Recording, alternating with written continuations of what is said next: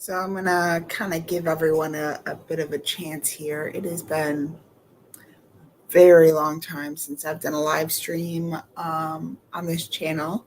As you can see, it's not the greatest quality. This is definitely a kind of you get what you get and you don't pitch a fit, as we used to say in childcare, kind of stream.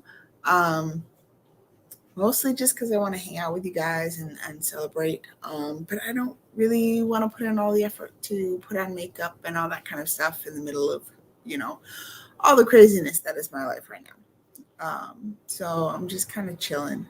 Got my cat next to me and have a few things to kind of chat about. But most of this is going to be a Q&A. So yeah, if you're watching, go ahead and leave a comment. I'll be able to see the comment, I believe. Yes, it's been a while since I've done this, like I said. Um, and let me know if everything's coming through okay. Um, Go ahead and post your questions.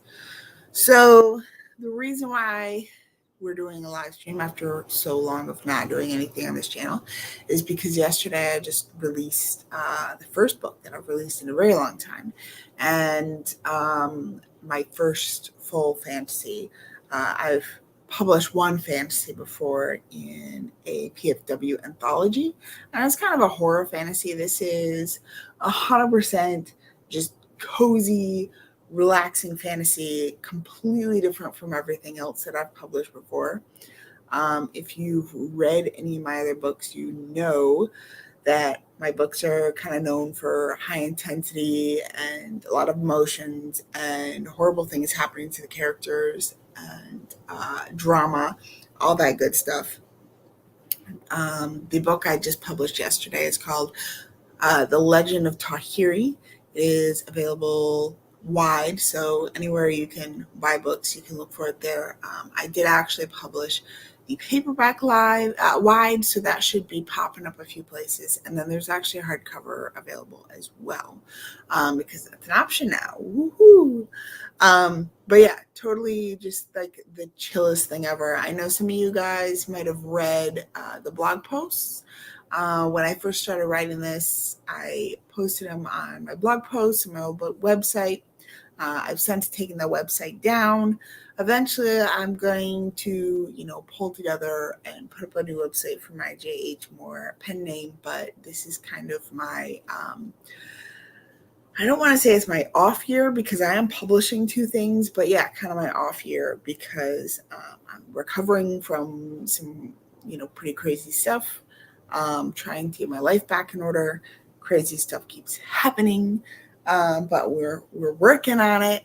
And then next year I'm going to be kind of jumping into my science fiction publications and buckling down to be kind of a one genre author instead of just scattershot all over the place.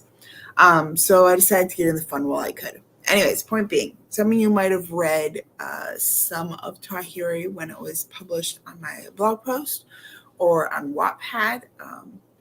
I didn't publish the whole thing there. I put probably the first half of the book was available, and that was, first draft. So things have changed since then. Not a ton. It was actually, I added a few things. Of course, did some polishing, brought out the character's voice a little bit, but it is a mental health project, more just for me to kind of find my spark of creativity again. And so it doesn't really change that much. Um, that's not to say it's not a good book. I think it's a great book.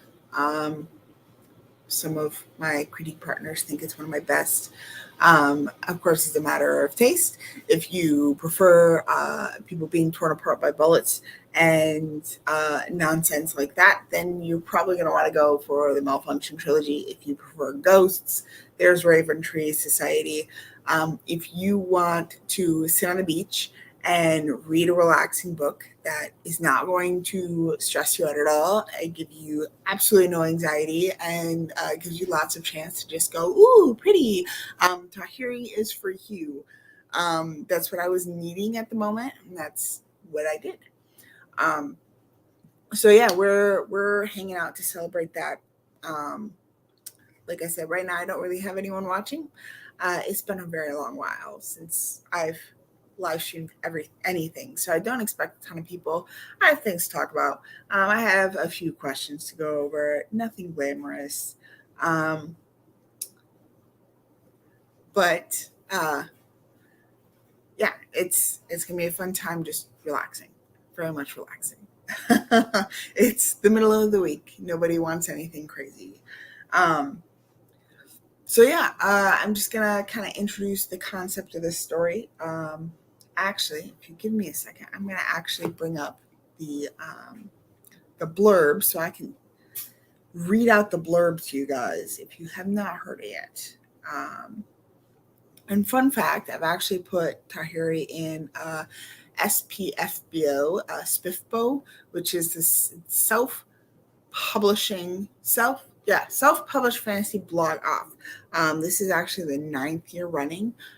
It's gotten quite well known, and it's been a really fun experience. I'm not expecting to win or even move on to the next round. There's some really great books in the competitions from some really, really, really well known authors. And I'm not a fantasy author. I don't really want to be well known for that, but at the same time, like, it's a nice little boost. It's great to know people in the community. It really is just a really thriving area of the community right now because there's so much excitement um, over the visibility that everyone's getting and over the quality of the books that are being put in there. So that's wonderful. I really enjoyed that. Um, so yes, here we go. I'm pulling up the blurb right now. So this is the blurb. It reads, "There is a legend in the archipelago. Long ago, the ocean grew weak and feared for his heart. He took the form of a man and walked among the people. Tawhiri was a gift from the ocean, plucked from the waves as an infant. The people of the island knew that the Ree, spirits of the ocean, abandoned unwanted half-breeds on the shore. These demigods are destined to return to the sea and leave ruin in their wake. It is what has happened many times before. Tahiri has no interest in spirits or ruins. He loves his village. As long as the elders forbid him from entering the ocean, he cannot pass the test, which will allow him to be seen as a man and a full member of the tribe. When Kai Ali, a friend whose twisted foot has held her back along with Tahiri, passes the test and leaves him behind, the seeds of longing begin to grow in Tahiri's heart. Then the ocean begins to call him." So yes, it's a fantasy, cozy fantasy set in the South Pacific. It's kind of a Polynesian inspired fantasy. And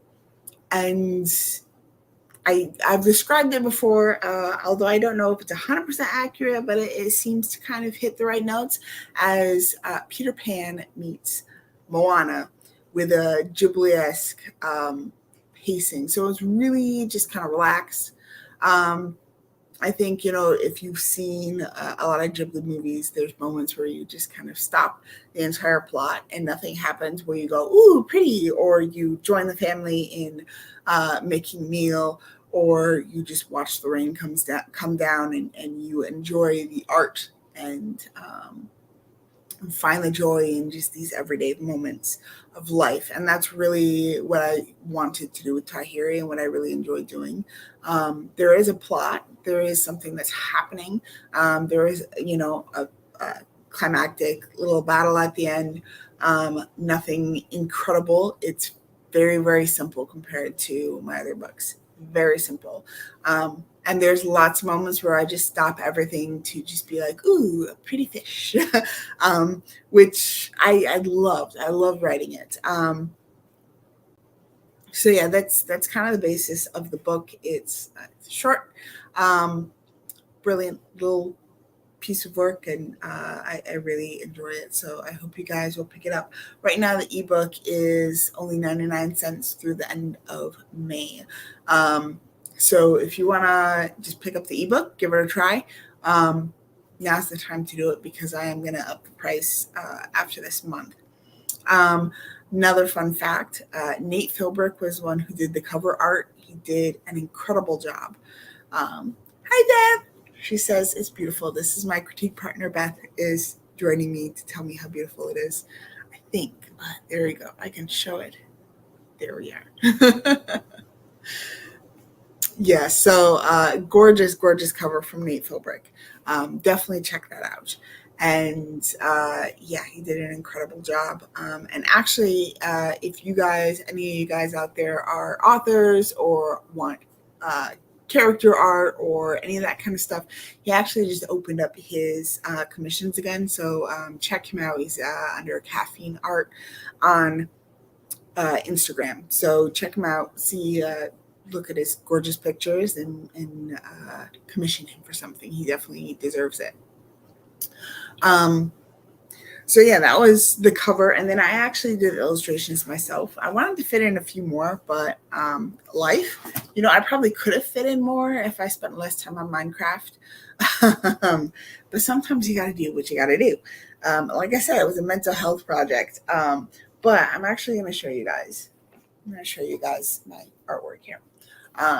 So this is the first and actually my favorite because I love the octopus. So that one's in there, and these are chapter headings. Actually, Beth, who's on here right now, thank you very much, Beth, did the formatting for me, and went ahead and put these under all the chapter headings, so we kind of cycle through them. So not full illustrations, but they're definitely there. And then I have some butterfly fish. And this one might be a little bit harder to recognize if you're not familiar with sea creatures, but this is a weedy sea dragon. I actually just love these. They remind me a lot of SeaWorld. I've been to SeaWorld multiple times with my family, and it just reminds me of going to SeaWorld, especially with my mom, and enjoying the critters there. They have two different weedy sea dragons. And then, of course, a moray. There we go. So we have the moray eel, which I absolutely love. So we have those illustrations too out there. Maybe someday I'll go ahead and do a little bit more and put up a new version. But for now, that's what we have, and I'm quite happy with it. I think the book looks beautiful. It's everything I wanted it to be. I just wanted a project that was pretty. I didn't want anything grand or spectacular. I wasn't planning on winning any prizes. I just wanted something really pretty. So that's what I aimed for. And I think with the help of my wonderful team, I feel like I hit that goal. So we shall see. I have paperbacks on the way. And I can't wait to hold them and to see them, see how they all worked out. So I'm looking forward to that. And then actually tomorrow, I'm leaving on a little mini vacation to St. Augustine here in Florida. And I'm going to celebrate having finished the book and publish it because celebration is really important. So yeah, throughout the stream, drop questions whenever you want to. I have one here from Twitter, and then it looks like Beth just dropped one as well, so I'm going to get to that one as well. And then, yeah, I'll just talk about a little bit about my inspiration, my childhood in the South Pacific, and where some of these things came from. So the first question I'm going to pull up is right here. Erin left a question on Twitter. So her question is, what character is most like you and which is your favorite? So this is kind of a hard one. I don't think any of them are very much like me. If I had to pick one, I would probably say Uma. She's a cranky old lady and always kind of shaking her fist at someone and calling people names, but she's also someone that the village kind of depends on. So she serves the village in a lot of ways, but she doesn't have her her own husband or her own like kids. She raised Tahiri, so she's the mother figure. But she's kind of like she's set apart from the village, but she's still kind of part of it and involved in all of it. And she has kind of a complex history of her own. But mostly she's just there to call Tahiri names and shake her fist at him because he's being a troublemaker. So I think that's probably who I identify the most with. As far as who my favorite is, that's probably going to be, unless I'm just going to pick a random fish somewhere because it's pretty. I think that's probably going to be an even tie between Kayali and Tahiri. Kayali is, so she's born with a club foot, which kind of keeps her behind in the same way that Tahiri is kind of kept behind. But she's really tough and she's not willing to accept that. So she keeps going back and trying to pass the test that will allow her to be part of the village. If you guys aren't very familiar with a lot of village cultures have these kind of rites of passage, both for men and for women, and typically they're different for each. But I kind of homogenize them for the purposes of this book. For women in most cultures, actually, it's more just a physical thing, and men have to actually like fight and win their manhood. But for this story, I kind of homogenized it for the purpose of the story. But yeah, Kylie is she just keeps trying. She keeps going back and trying, and refuses to fail and refuses to just settle. But she's also someone who I think at one point Tahiri says like, she's going to be her own kind of woman. Like she's not going to be what is expected of a woman in the culture. She's going to do things her own way, and she's going to find success in a way that works for her, both because of her disability, even though it's not really identified much as a disability in the story, but also just because of her personality and who she is. Like she's not going to just be someone who goes along with the flow. So I love that about her. And then, of course, Tahiri is my main character. He is what we would call in Papua New Guinea a rascal, a troublemaker. Typically in Papua New Guinea, what we'd call a rascal is like a young man who's going around causing trouble, which can identify just like any hooligan, or it can be like a criminal. Thankfully, Tahiri is not a criminal. But he is like, because people expect him to behave as a child and they don't view him because he hasn't passed the test and he hasn't gone through that ritual. He's just like, well, if you're going to treat me as a kid, I'm going to act like a kid. So he does take on a lot of responsibility, and I try to balance it in a way that he's taking on that responsibility, is acting as a man in the tribe and supporting the tribe, even though it's not in the traditional way in which they expect it. But he's also he's going to do his own thing and act out in his own way, usually in a harmless way. And then he grows throughout the arc of the story so that he's like, you know what, it doesn't matter how you view me, I'm going to behave as a man because that's what I am. And I really love that arc and that sense of like him struggling to know where he belongs. I think as a third culture kid, that really that came right from me of that struggle of like, as a third culture kid, is it, it's, oh, well, am I from Papua New Guinea or am I American? Am I something between? Am I something altogether different?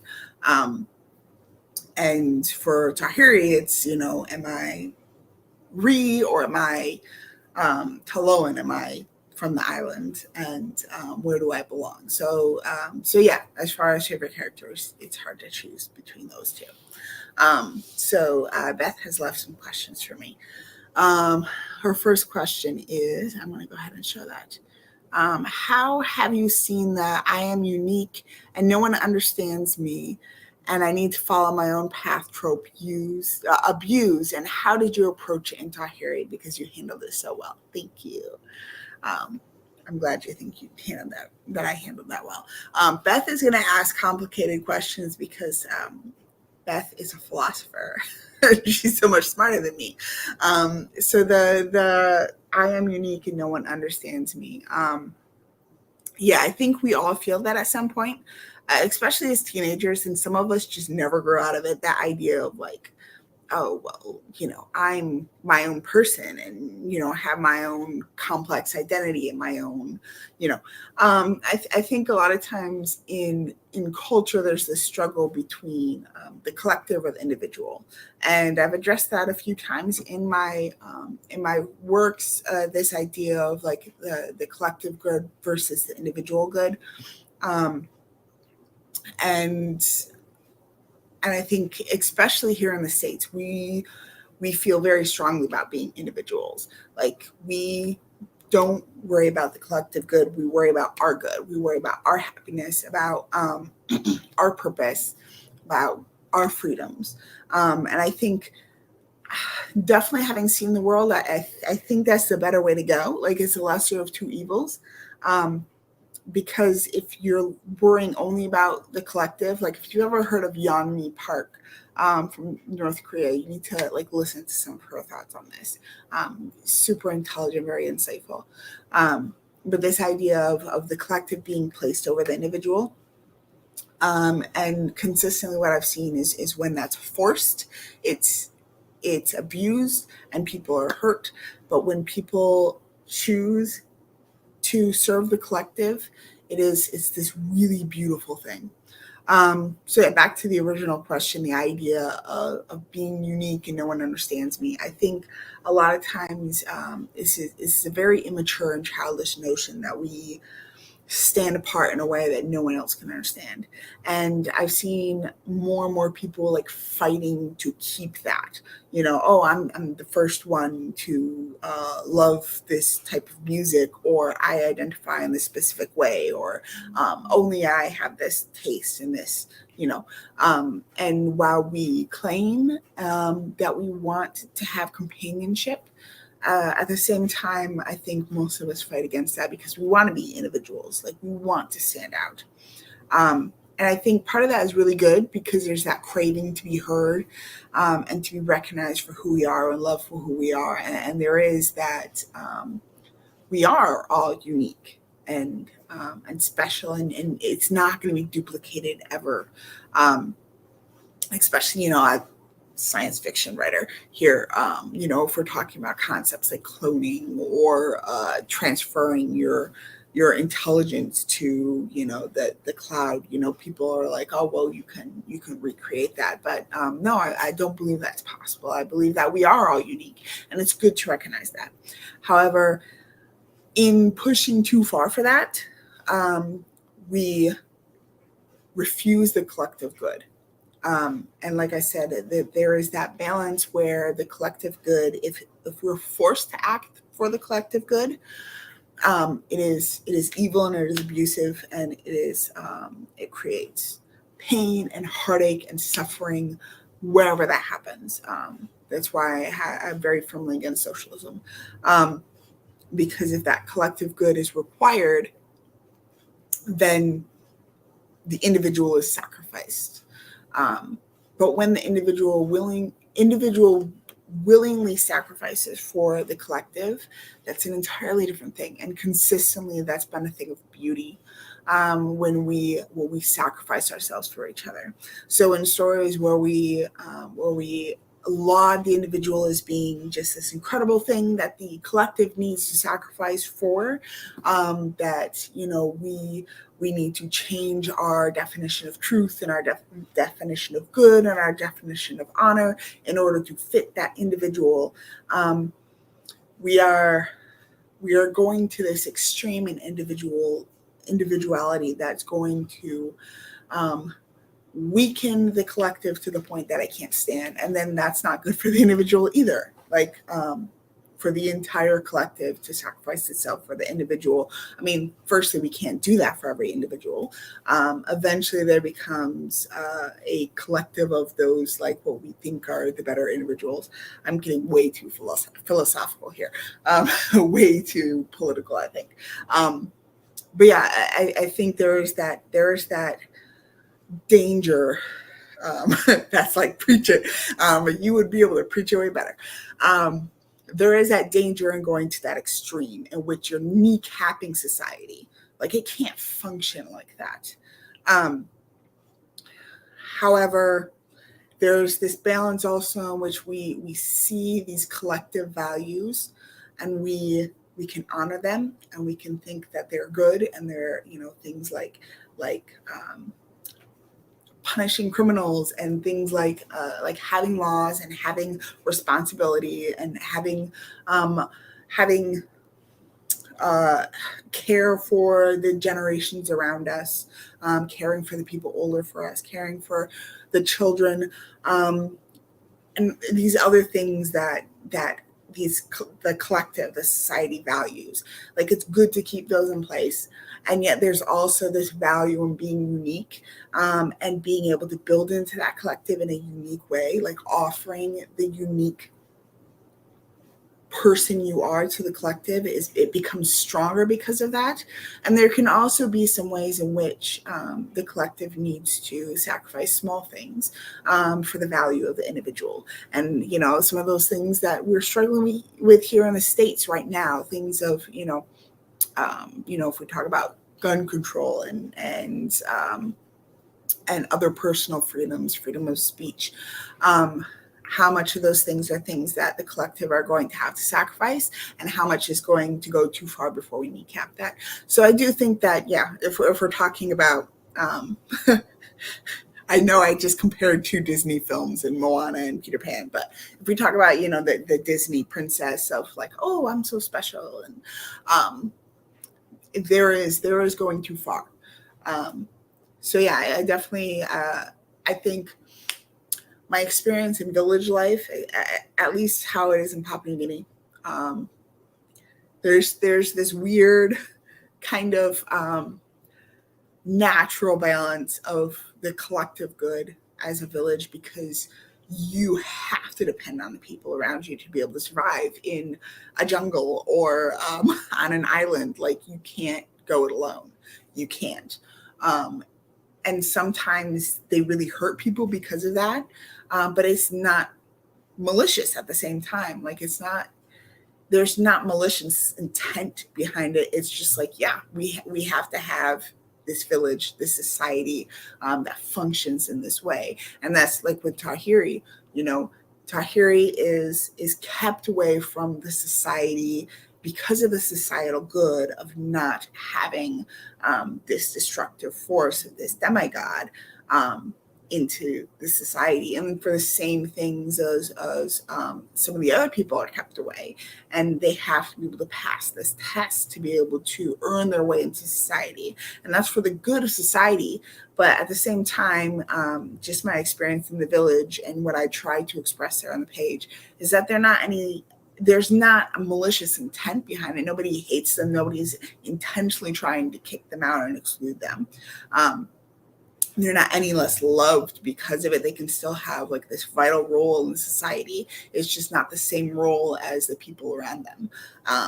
So yeah, it was an interesting kind of balance to play with. And it's definitely, I don't know if I could entirely translate that into the American way of thinking, because it's such a village mentality. And if you don't live in a village and you don't have that reliance on the people around you and on the culture and on the society to sustain you, like you can't translate that into a Western way of thinking. Yes, very long answer to that question there. So I have another question here from Beth. What do I want readers to take away from this book? Good question. I think the main thing for me is this book was written, like I said earlier, for my own mental health. Excuse me. Um, it was written for to kind of catch back up with that creative joy of writing that isn't being forced into story structure and into plot and into character, which are all things that I absolutely loved. But it's a lot to keep in mind while you're writing, and it can get really heavy if you don't sometimes just take a break from that and be like, hey, I'm just gonna follow around a fish for a good 20 pages and talk about how pretty the sunlight is coming through the water and the beautiful coral. Um, I think I would be happy if a reader picked this up and the only thing that they came away with is that the world really is beautiful, um, and and they had a sense of rest. I think I would be happy with that. I don't expect readers to come away with much more. If, however, um, some of the subtler themes come out, um, some of those things like I was talking about the sacrificing the individual needs for the collective good. Um, some of those things about personal responsibility. Um, how Tahiri chose to um, behave as as a man and to take responsibility for the people around him, even if it would not be recognized and praised and honored. Um, I think that's something that it's really, really hard to do. It's really hard to get up every day and to go to a dead end job and to bring home a paycheck and fill your fridge just for it to be empty a week later, and to fill your cat's bowls just for it to be empty a week later, and to pour into relationships that um, where you don't feel like you're getting it back. Um, there is there's this incredible nobility and strength in a simple life. Um, and it can be really hard, I think, especially in our day and age where, the internet's there and we can put our voice out there for everyone to hear and we expect to be listened to. We want to be listened to. We want to be heard. Um, and while it's good and right that we should be heard and that we should be, our sacrifices should be honored and we should be valued for what we give to the community. It doesn't always happen, or it doesn't always happen as quickly as we want. I think eventually it will happen for everyone that respect and honor will be given. I think, especially as a Christian, I believe that when I stand before God, He's going to look at me and He's going to say, "Well done, good and faithful servant," and that will be what I need, and the things that I feel like I'm lacking right now. But there's this incredible honor and dignity in a simple life, in being a stay-at-home mom, in teaching your children well, in caring for the aged members of your community, um, for for the dignity of dealing with a disability, for the dignity of labor with your hands, for the dignity of a voice that goes unheard, um, and for leaning down and lifting up those around you, for the weaker people around you, knowing that they'll get they'll get the limelight, they'll get the spotlight, um, and to do that, I think, even if it's not seen and honored the way it should be, and it should be 100% believe that it should be. Like I'm not saying it's a great thing that we don't recognize those sacrifices, but there is so much honor in that, and I think that, yeah, like I said, if people walk away from my story and they just feel refreshed, I will be happy. But if people walk away from my book and they are able to hold their heads up high when they go to work the next morning, knowing that even if they don't get a pat on the back, and even if they don't get a raise, and even if they don't get, you know, a fancy car and a house and there is dignity and honor in that. And I want those people to feel seen. So yes, so that's the answer to that. Again, a very long answer. Beth has some other things to say. She said, "Man, that hits deep and good. Thank you. I really hope that someone feels more seen because of this book. It would be my honor to be able to recognize someone's sacrifice." And then Beth also said, "Congratulations, Jill. The world is a better place with this book in it. I'm so proud of you. Thank you." I think this is Beth's favorite book that I wrote. Yeah. So yeah, I'm very, very happy to have put it out. So I think Beth's the only one hanging out right now. I'm probably not going to go for too much longer, but I kind of want to talk a little bit about where this book came from and about my childhood experiences. So I grew up in Papua New Guinea. Papua New Guinea is, and I'm used to telling people where it is, but I found that more and more as I get older, people actually know where it is. It's a large island above Australia, and Papua New Guinea is just one half of it, and that's a free nation, and that's where I was. Beth was actually over there as well on the other side of the island, and actually my other critique partner was in Papua New Guinea with me. So yeah, something special about my team that I built around me. A lot of them are third culture kids and understand how weird my brain is and why it doesn't work the way that everyone else does. My other critique partner is American, and Janelle. She's a wonderful street woman, but she sometimes just looks at me and says, "Jill, you are wonderfully strange." So I know when she cracks up and goes, "Jill, I love you," that I just did something really weird that was very third culture kiddish. So apparently the upraising never quite leaves you. So yeah, that's where I grew up. Most of my childhood was actually spent in the Highlands. So I wasn't anywhere near the ocean during that time. I was in just gorgeous, high, beautiful mountains with lush, deep rainforest. I'm actually going to recommend if you want a kind of an insight into what that feels like.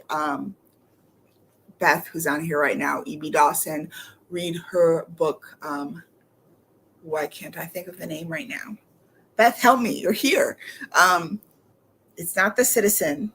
It's the first one. I want to say The Dreamer. I'm going to look it up. I'm going to look it up so I can give you the name. The Traveler. No. Is that right? Yes, it is The Traveler. I said it right before she posted it. Thank you, Beth. The Traveler. Yes, if you want a better glimpse of what that experience was like, that's why The Traveler is my favorite book by E.B. Dawson, because it brings me back to my childhood. So that's the jungle setting of Ngapo. I'm going to recommend that if you want an experience of how that kind of felt and what that looked like. But during my youngest years, I was in the Sepik area in Papua New Guinea, which is actually closer to the ocean. I did spend a lot of time by the ocean. There are these weird latent memories that I may not fully remember, but are there because they're such this foundational part of my childhood. My dad can tell the greatest stories about, free diving in the ocean and grabbing an octopus and how someone had to jump in and save him from the octopus, or like storms rolling in of just life on the ocean. So yeah, those latent memories are there, and they're so much a part of me. And it's really funny because so there's 6 kids in our family. Angie, who's younger than me, doesn't really have those latent memories and that kind of belonging to the ocean in the same way that I do. My older sister definitely does. She still has that love of the ocean, and actually, her first book, her first published book was The Rescuer, which happened all underwater because of that love for the ocean and that kind of makes that belonging to the ocean. So even though I wouldn't be able to give you a ton of like, oh yeah, I remember when I was 4 and I did this and no, but it's still such a part of me. And it was really funny. One of the things that kind of inspired me to start writing this was watching Moana. And I've mentioned before, I don't really support Disney very much anymore. I think they've made some really poor choices. But Moana just incited these like really deep tactile memories in which I was like, oh, I know how that feels. Like I know how the ocean smells, and I know how your skin feels when you get out of spending all day in the water, and I know how brittle your hair gets, and I know what that carved wood feels like and how it smells, and I know that tapa cloth, and I know these things. They're part of me. So those were always there. And then when I was a little bit older, I want to say I was like 12, maybe. We took a family vacation away from the tribe we were serving in, the Cafe tribe, down to Madang, which is a city on the coast. And funny story, right before we went, about 6 months before we went, there was a man-eating shark that had killed, I think, 15 people. They killed a whole bunch of sharks trying to catch this thing. And ended up to be a 12-foot long tiger shark. I remember distinctly in our little schoolroom walking out the 12 feet and measuring it out and being like, just aghast at how big this shark was. Or as you know, I identified it then, 2 of my dad, because my dad's 6 foot. Now it's 2 of me because I'm also 6 foot. So yeah, before I went down to Madang, I had the worst nightmares of sharks coming out of the dark and carrying me away. Didn't run into any sharks, but I did get mauled by a little fish. So yeah, we traveled down. We went to a resort right on the water, like a stone's throw from the water. And I have these really strong memories at the time of snorkeling with my parents. Of course, they had experienced more in the Sepik region where you go to the end of the reef, and Papua New Guinea just has the most pristine, gorgeous reefs. Like it's like nowhere else in the world. I was actually watching a documentary the other day, and they were talking about this. What do they call it? The triangle of reefs, and it included Indonesia, and went over to the Solomon Islands, which is on the tip there of Papua New Guinea. And they're just these gorgeous, gorgeous reefs. The diving there is just unparalleled. Add to it the fact that Papua New Guinea was a base during World War II, an American base, as well as some Australians were on the base there as well. So you can dive on like shipwrecks from World War II. You can dive on downed airplanes from World War II. You can. We had some friends who went down to Madang, actually in my sister's class, who retrieved World War II helmets and bullets, helmets with holes in them, from in the ocean. And there's more in the Leh and Port Moresby area, which are 2 other coastal cities there. There are more you can see the bases and you can see sort of some of the stuff was left behind.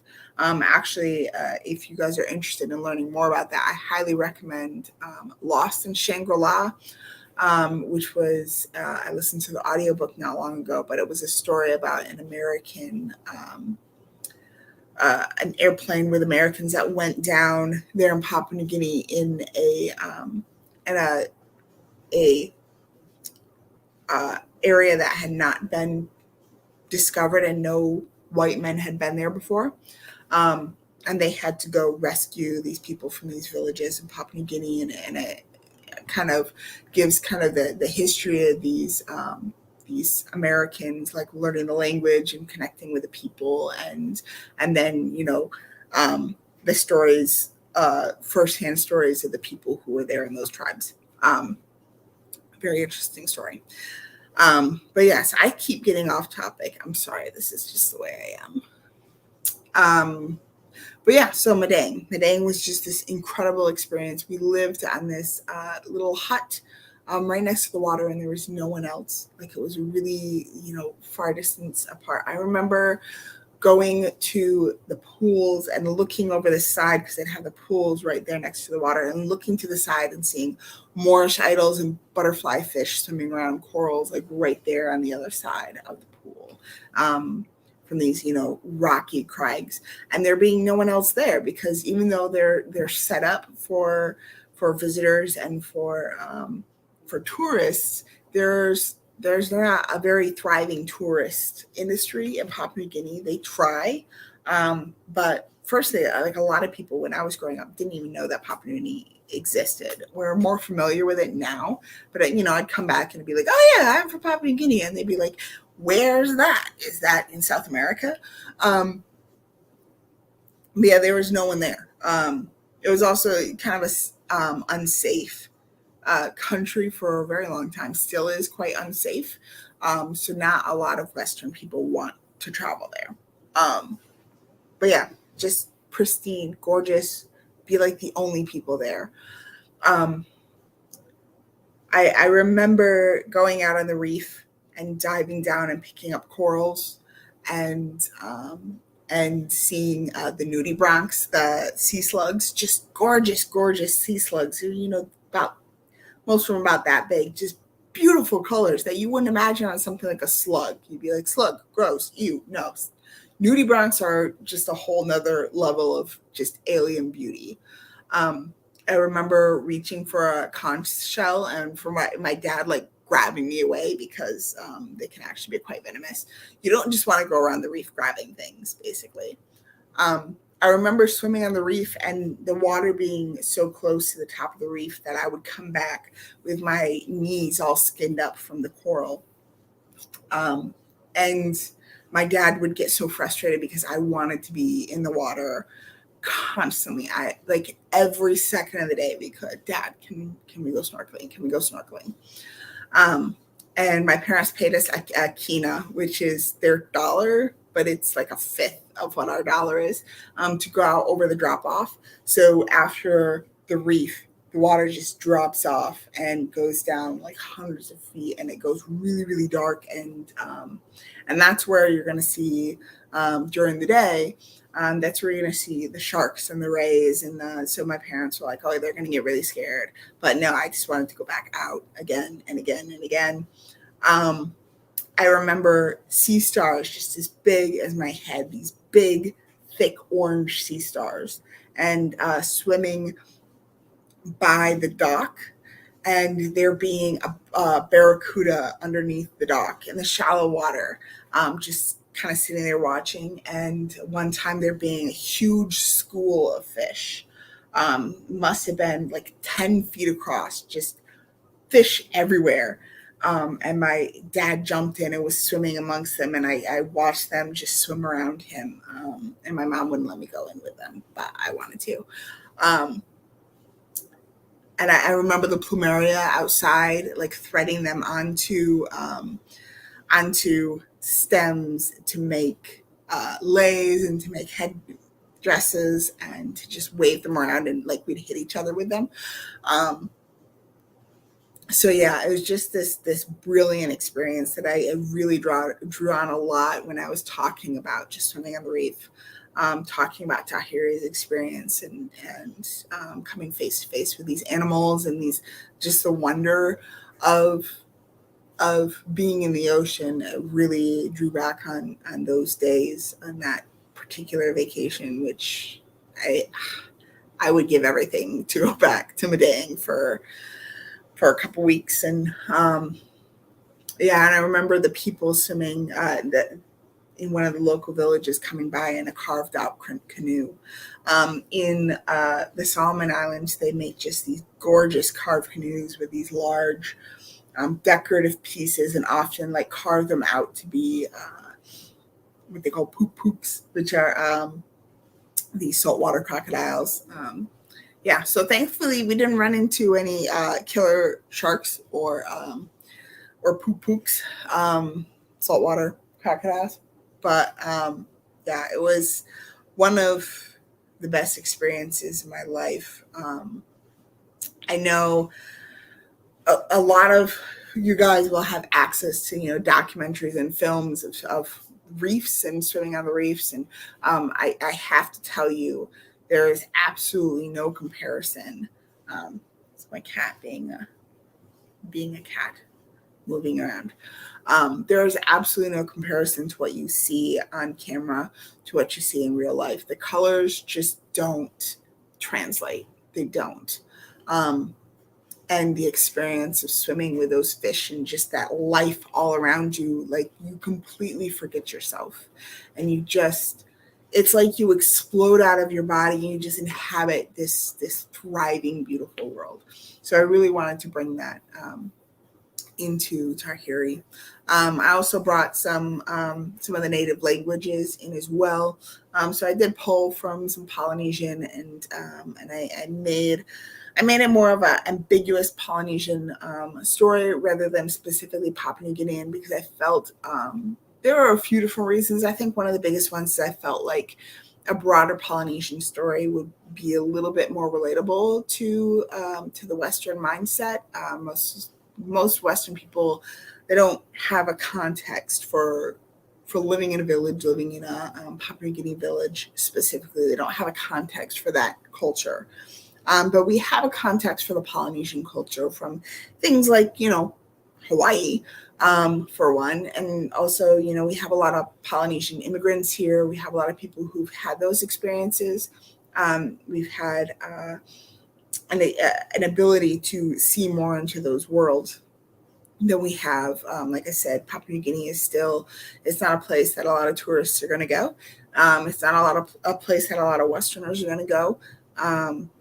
People tend to avoid Papua New Guinea because it is, even still, tends to be quite dangerous for travelers. If you don't know your way around the rascals, can be quite dangerous. And a lot of the cultural things there are things that to the American are just so backward and so counter to the way that we think here in the States. That if I was going to try and translate that, I felt like I couldn't do a very good job at that. Like I said, again, read The Traveler. Here, look, I'll even show it there. Read The Traveler. I think that Beth, in particular, does a brilliant job translating culture for the Western mind in a way that, and maybe that's just me because I don't have a Western mind, but translating in a way in which it's easier to understand the cross-cultural experience, I think. When Beth writes it, she just does a brilliant job, whether it's aliens or Ngapo or what have you. So I would definitely recommend that. So yeah, if there are any more questions, I'm going to give about 5 minutes to drop any more questions you might have about my experience in Papua New Guinea or Tawhiri or I don't know, any more weird philosophical thoughts. But then I'm going to go ahead and close this out. Like I said, Tawhiri, the ebook, is going to be available for only 99 cents to the end of May, and then it'll be going up to $3.99. So if you're interested in grabbing a copy, now's your time to do it. Get it now. Definitely, I would appreciate everyone's like support, and you guys. That release has been incredible. Like I was bragging and thanking my Discord group today, just how I over doubled my pre-orders from my any of my other releases. Like I think, yeah, over doubled, and there were so many purchases, there were so many shares, there were so many people just expressing how excited they were. I'm already getting reviews in. And so it really has been a wonderful release, especially for a book that very much is. I was nervous about it because it's not fast paced, and it's not plot driven, and it's not even character driven. It's Beth described it as wonder driven. It is wonder driven. It's just about, ooh, look at the pretty fish, and water is nice, and let's go chill on the beach. So it's definitely, it had me nervous. It's very different from anything else I've written, but it's very much a heart book as well. And there's a lot of me that goes into it, and a lot of my experience as a third culture kid. So yeah, I recommend it to anyone who needs a little bit of a mental vacation, anyone who needs to just check out and run away to the beach. I recommend it to anyone who feels like they haven't quite found where they belong yet. I recommend it to any third culture kids. You're definitely going to jive with it. I found that this mindset is pretty much across the board pretty clear. I was listening to a interview with a third culture kid from China not too long ago, and I was like, yeah, I can understand that mindset and that experience. If you're not a third culture kid, though, I think you'll still enjoy it.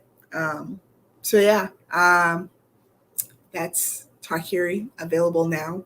The paperback should be available pretty soon. I know the links are up on Amazon, and it might take a little bit longer to get it in because it does need to be shipped over from the alternate publisher that, I wanted to try something else a little bit new. So yeah, thank you for hanging out. Thank you, Beth, for the questions. Thank you, Aaron, for the questions. I'm always happy to answer questions or interact, so feel free to connect with me on Instagram or Facebook or Twitter. You're going to find me under J.H. Moore, not J.E. Prazzi, except on Instagram. I still have J.E. Prazzi on Instagram. J.H. Moore is what I'm going to be publishing under next year, focusing on science fiction and sci-fi horror. So J.E. Prazzi is still going to be around there. I'm still going to be publishing under there occasionally, but it's not going to be as often. So yeah, thank you guys so much for the support. Thank you for an incredible release. I'm so very happy with it. So yeah, bye.